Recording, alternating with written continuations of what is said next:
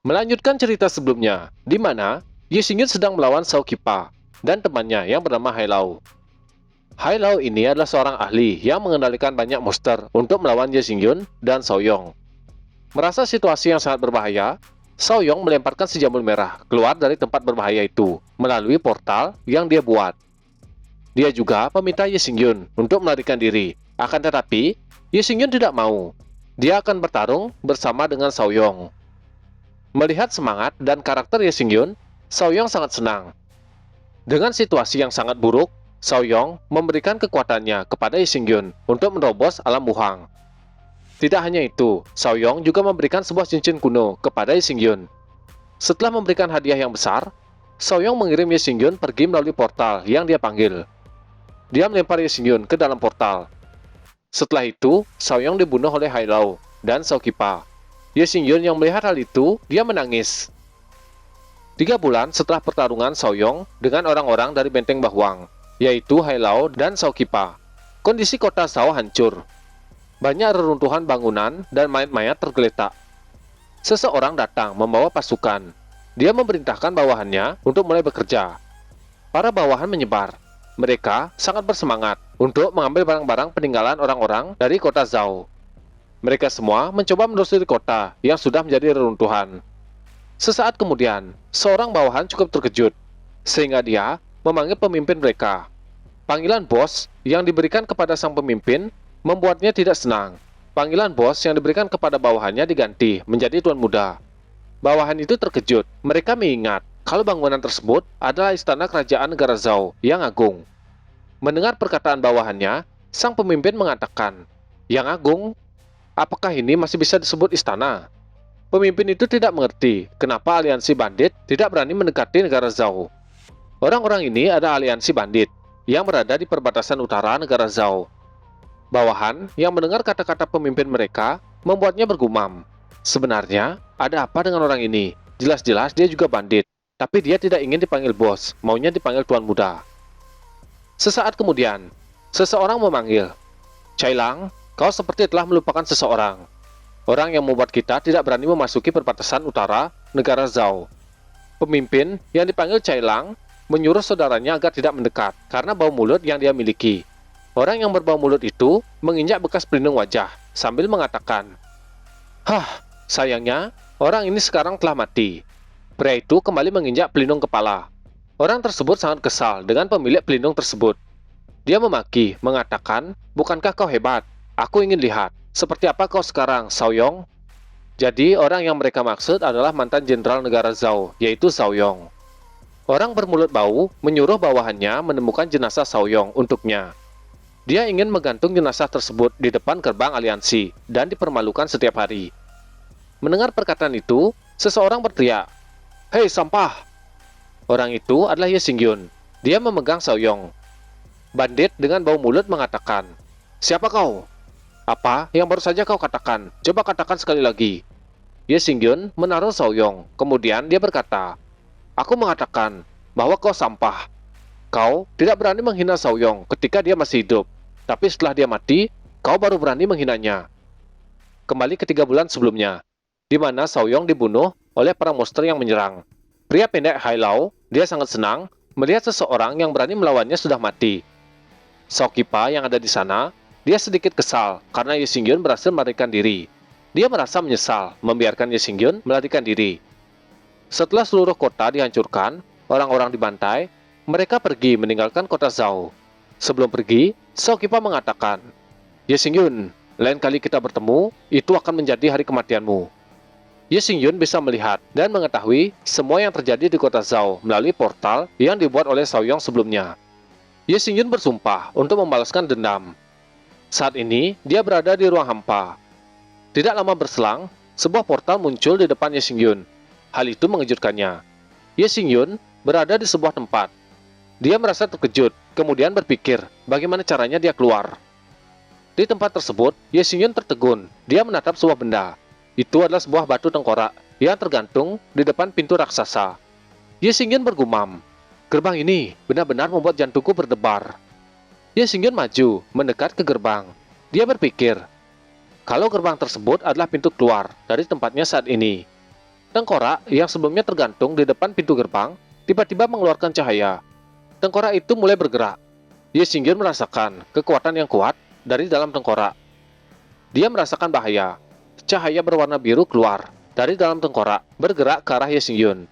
Cahaya biru itu terus mendekat. Ye Xingyun yang melihat itu tertegun. Sepertinya dia mengingat sesuatu tentang cahaya tersebut. Di saat Ye Xingyun masih termenung, cahaya biru masuk ke dalam tubuh Ye Xingyun melalui tangannya. Di saat itu juga, darah Ye Xingyun terciprat keluar. Sakit yang hebat dirasakan.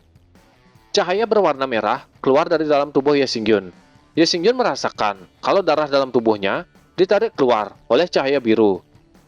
Dia mencoba melawan. Dia tidak ingin darah dalam tubuhnya ditarik keluar sampai habis dan menyebabkan dia mati. Sesaat, cahaya biru yang keluar dari topeng berubah menjadi cahaya merah. Mata tengkorak menatap Ye Xingyun. Di lain sisi, terjadi perubahan pada mata Ye Xingyun. Semua kejadian yang sebelumnya seperti sebuah mimpi. Ye Xingyun masih berdiri, dia terdiam dan tidak mengerti dengan kejadian yang sebelumnya dialami. Ye Xingyun menoleh ke sekeliling. Sesuatu yang mengejutkan berada di sana. Dia melihat sebuah patung prajurit yang menunggangi kuda. Ye Xingyun belum mengetahui di mana dirinya berada saat ini. Dia terus memperhatikan sekitar, sampai ketika Ye Xingyun menatap gerbang raksasa. Dia berpikir, apakah gerbang tersebut yang sebelumnya memasukkan Ye Xingyun ke tempatnya saat ini, dan juga kejadian tengkorak yang sebelumnya mengisap darahnya. Ye Xingyun kembali berpikir, apakah tengkorak yang sebelumnya mengakui Ye Xingyun sebagai dewa. Di sekitar Ye Xingyun, patung prajurit menunggangi kuda yang sebelumnya diam, saat ini memancarkan cahaya. Patung tersebut mulai bergerak. Ye Xingyun yang merasakan perubahan itu, dia menoleh ke tempat tersebut. Patung prajurit bergerak maju ke arah Ye Xingyun. Patung itu maju, seakan-akan menyerang Ye Xingyun. Melihat hal itu, Ye Xingyun terkejut. Dia mencoba berteriak, menghentikan patung yang datang. Tombak ditusuk tepat di dada Ye Xingyun. Tombak itu menembus dadanya. Ye Xingyun tidak menyangka kalau dia akan mati di tempat ini. Tombak terus menusuk ke dalam tubuh Ye Xingyun. Cahaya terciprat di depan tubuhnya. Sesuatu yang tidak terduga terjadi. Ye Xingyun terdiam dengan kejadian sebelumnya. Dia masih belum mengerti. Ternyata prajurit berkuda yang sebelumnya menusuk Ye Xingyun tidak membunuhnya. Melainkan itu adalah sebuah kekuatan yang masuk ke dalam tubuh Ye Xingyun. Kekuatan yang sangat kuat dirasakan oleh Ye Xingyun. Saat ini, Ye Xingyun merasakan kekuatannya meluap-luap di dalam tubuhnya, melebihi kekuatan sebelumnya. Setelah kejadian itu, sesuatu kembali muncul. Wajah Ye Xingyun terkejut. Dia menatap perubahan ruang di depannya. Sebuah portal muncul. Warna portal itu sedikit berbeda dengan warna portal sebelumnya. Tidak hanya itu, banyak portal mulai bermunculan. Ye Xingyun menatap prajurit berkuda yang berada di depannya. Sebuah suara terdengar. Shaoyong sudah mati. Sekarang kau adalah master baru dari cincin kuno ini. Ye Xingyun mendekat ke arah portal yang warnanya berbeda. Karena penasaran, dia mencoba menyentuh portal tersebut. Sebuah kejadian tak terduga kembali terjadi. Perubahan di sekeliling tubuh Ye Xingyun mulai terjadi. Ye Xingyun terkejut dengan kejadian itu. Tiba-tiba, dia berpindah ke sebuah tempat.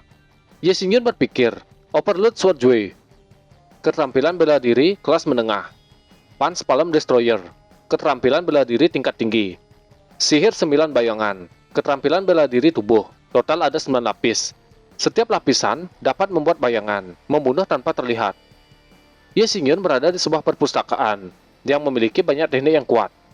Dia mencoba melihat buku yang ada di sana, kemudian berpikir, tidak hanya keterampilan bela diri, di sana juga ada teknik alkimia. Ye Xingyun terus melihat-lihat buku yang ada di sana. Di tempat saat ini Ye Xingyun berada, memiliki kekuatan ruang dan waktu. Aliran waktu 10 kali lebih lambat daripada dunia luar. Ye Xingyun merasa penasaran dengan pemilik cincin kuno ini. Di saat yang sama, muncul dua portal. Kembali ke saat ini. Sebelumnya, Ye Xingyun berada di depan salah satu pemimpin kelompok aliansi bandit. Itu adalah orang yang memiliki bom mulut.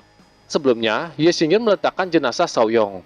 Dia mengatakan bahwa orang di depannya adalah sampah, karena dia baru berani menghina Shaoyong ketika dia sudah mati. Namun di saat Shaoyong hidup, orang di depannya tidak berani mengatakan apapun. Bandit bau menjadi kesal. Siapa Shaoyong bagi pemuda di depannya? Mereka juga mengatakan kalau tempat ini adalah wilayah kekuasaannya. Ye Xingyun mengatakan, kalau wilayah ini adalah kota Zhao, tempat Jenderal Zhao. Seseorang yang dipanggil Cailang, dia tersenyum kemudian berkata, "Saudaraku, berhentilah berbicara omong kosong dengannya. Biarkan aku membunuhnya." Cailang mengeluarkan jiwa bela diri harimau. Dia melompat dan akan menerkam ke Ye Xingyun. Ye Xingyun yang melihat serangan tersebut mengatakan, "Bandit yang tidak sabaran. Apakah mereka ingin mencari kematian?"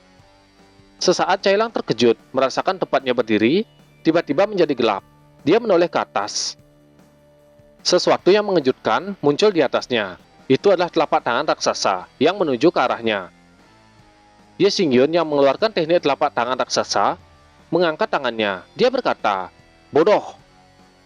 Tangan diturunkan. Sebuah cahaya mengalir di sekeliling tangan Ye Xingyun. Dia berteriak, "Hancurkan dia untukku."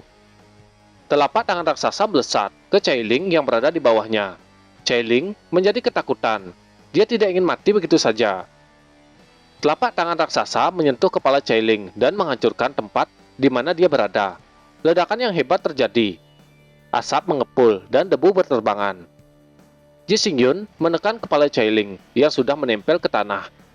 Cailing menyarankan Ye Xingyun untuk membiarkannya pergi. Dia memberikan ancaman kepada Ye Xingyun. Di lain sisi, Ye Xingyun mengatakan kalau dia tidak akan membiarkan orang yang ingin membunuhnya pergi. Di belakang Ye Xingyun ada bandit bau. Dia berada di lapisan ketiga alam buhang. Bandit bau itu mengatakan, "Kau hanya lapisan 2 alam buhang, namun kau sangat sombong. Lebih baik kau membiarkan saudaraku pergi, jika tidak..." Perkataannya belum selesai. Darah sudah terciprat ke arahnya. Darah itu berasal dari Cailing yang ada di tangan Ye Xingyun. Hal itu membuat bandit bau terkejut. Dia tidak menyangka pemuda di depannya begitu berani. Ye Xingyun berbalik. Dia bertanya, "Apa yang kau katakan sebelumnya? Jika aku membunuhnya, apa yang akan kau lakukan?" Bandit bau menjadi marah. Pedang dikeluarkan olehnya. Dia bersiap menyerang Ye Xingyun. Dalam kemarahan, dia berteriak, "Masalah ini hanya bisa diakhiri dengan kematianmu." Pedang dihayunkan ke Ye Xingyun. Pedang tersebut berbenturan dengan pedang milik Ye Xingyun. Bandit bau mengatakan kalau dia tidak hanya akan membunuhnya, tapi aliansi bandit juga akan menyelidiki latar belakang pria di depannya. Kemudian, membunuh semua orang yang memiliki hubungan dengannya. Ye Xingyun yang mendengar itu, dia tersenyum dan mengatakan, "Itu hanya sekelompok bandit." Ye Xingyun merasa kalau para bandit ini sangat percaya diri. Benturan pedang terlepas. Bandit itu kembali mengatakan kalau pemuda di depannya tidak akan bisa melihat kekuatan aliansi bandit, karena dia akan segera mati. Di saat perkataannya berhasil diselesaikan, sebuah pedang menusuk bandit bau. Darah terciprat. Bandit bau terkejut dengan serangan yang sudah mengenainya.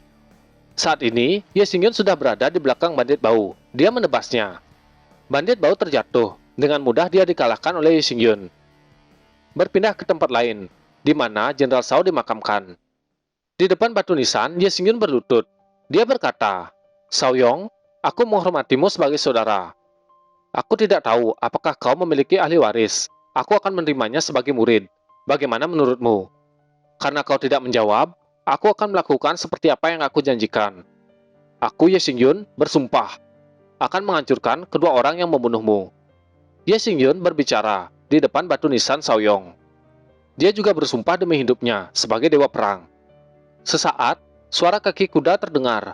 Suara itu seperti sekelompok orang yang datang mendekat. Ye Xingyun yang mendengar suara itu, dia menoleh. Terlihat banyak orang berhenti di belakang Ye Xingyun. Mereka bergegas turun dan berteriak, memanggil Zhao Yong. Mereka segera berlutut, membungkuk di depan batu nisan Zhao Yong. Mereka mengatakan, "Jenderal, bawahan ini datang terlambat." Waktu berlalu, hari sudah senja. Berpindah ke sebuah tempat. Saat ini, Ye Xingyun berdiri di depan pintu rumah. Dari dalam rumah, seseorang berbicara. "Hidup adalah apa yang kuinginkan. Kebenaran adalah yang kuharapkan. Keduanya tidak dapat dicapai dalam waktu bersamaan." Seseorang yang berbicara adalah anak yang sedang membaca buku. Di depan anak itu, ada seorang pria dewasa. Anak itu menanyakan, apa itu kebenaran? Pria dewasa di depannya adalah seorang guru. Dia pun menjelaskan, kebenaran adalah kebenaran, moralitas termasuk kebenaran. Sang guru kembali berkata, "Shaoli, guru ingin bertanya kepadamu, Jika kau menjadi seorang raja, bagaimana caramu mengatur negara? Anak laki-laki ini dipanggil Zhao Li. Dia masih bingung dengan pertanyaan yang diberikan oleh sang guru. Zhao Li menutup buku dan menaruhnya. Dengan wajah tegas, dia mengatakan, "Menurut pendapat saya, kesulitan dalam memerintah sebuah negara yang terpenting adalah bijak dan tidak puas diri. Juga perlu menghormati hukum, mendengarkan pendapat rakyat, serta seorang raja harus bisa menjadi sebuah cahaya." Sang guru yang mendengar jawaban muridnya, dia berkata, "Rakyat adalah yang terpenting, hukum adalah yang kedua, dan raja adalah cahayanya." Kau benar, tapi di dunia ini ada seorang kaisar yang tidak malu untuk merendahkan wajahnya. Karena sudah malam, sang guru menyuruh muridnya agar beristirahat. Zhao Li belum puas, dia masih ingin terus belajar dengan sang guru. Ye Xingyun saat ini berada di atas genteng kediaman Zhao Li. Dia mengatakan, meskipun anak ini tidak memiliki kultivasi, kemungkinan dia bisa menjadi seorang raja yang baik di masa depan. Selain itu, pria di sebelahnya adalah seorang ahli di alam buhang. Dia mungkin bisa melindungi anak ini. Dari dalam kediaman terdengar suara kalau Zhao Li akan segera tidur.